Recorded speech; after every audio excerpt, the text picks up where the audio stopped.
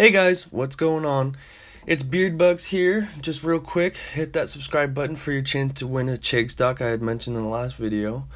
But let's get into the video, today's video, which is Zillow stock. And is it possibly going to turn around? Is it going to go up, go green, or go down and be in the red? Well, as you can see here, over the past 5 days, it went up 25%, which is pretty awesome if you were to hold the stock and have a low price point, because you would have just made quite a bit of money. But some pretty exciting news, so let's get into it. Real quick, before I talk too much, I just wanted to get into this. Don't buy a stock just because of something I'm talking about. You should do your own research and see if you think it's a good buy, not just because I might think it would be or wouldn't be. So, is this a buying opportunity? That's kind of what I wanted to get into. So, is there a chance to make money on this one? I would say there is a better possibility now than a few months ago, just because of the turn of events, which I'll get into in the next couple of slides of why their stock had went up. But in the 7 months, as you can see, the past 7 months, they were down 46%. So they were falling pretty fast, and it wasn't looking super good if you were holding on to the stock, and then it just went up 25%. So that eliminated a lot of that in the red. So is this a learning curve? So here's an article that I had read on Forbes. So through December, Zillow purchased 686 houses and sold 177 of them, and they recorded a loss on these houses. They're operating on a razor-thin margin relative to the risk and capital it's putting up for these homes.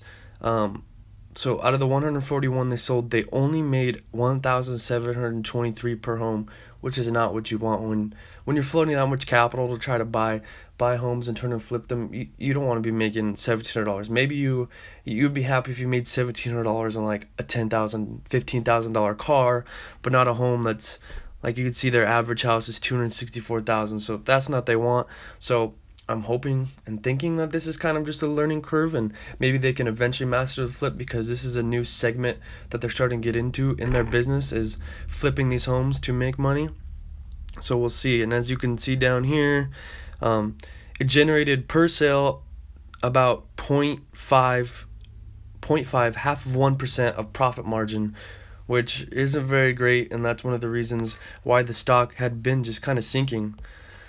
So why did the stock go up? Well, the CEOs switched. Well, an older CEO came back. So could this be the turnaround they needed? So the CEO that had been running the company over the past few years was Spencer Raskoff. I hope I'm saying that right. I'm like butchering all these CEO names.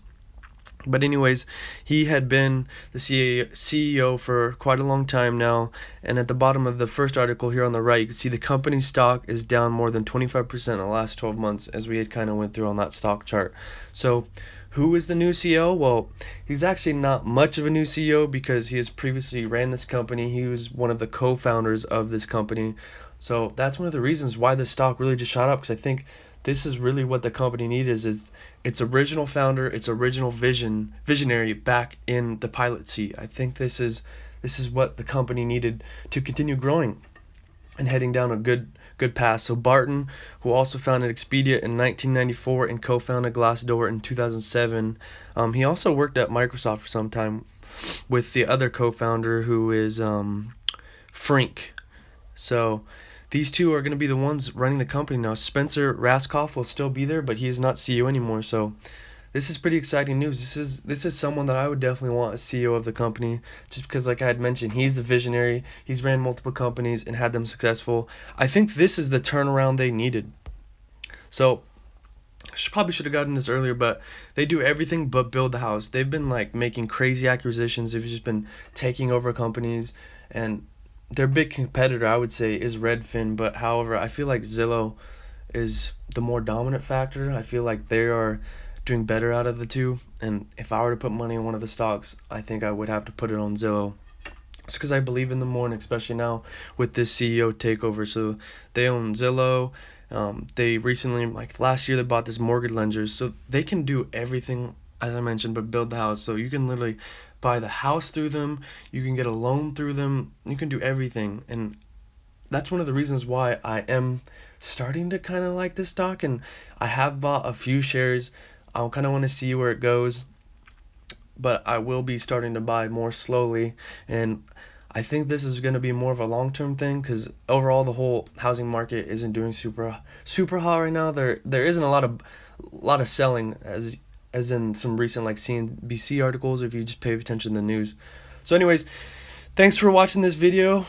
Tell me what you think in the comments and hit that subscribe button as I will be doing a Chig stock giveaway at 100 subscribers. I'll go into detail more about how we're going to be doing that later once I do finally gain some subscribers.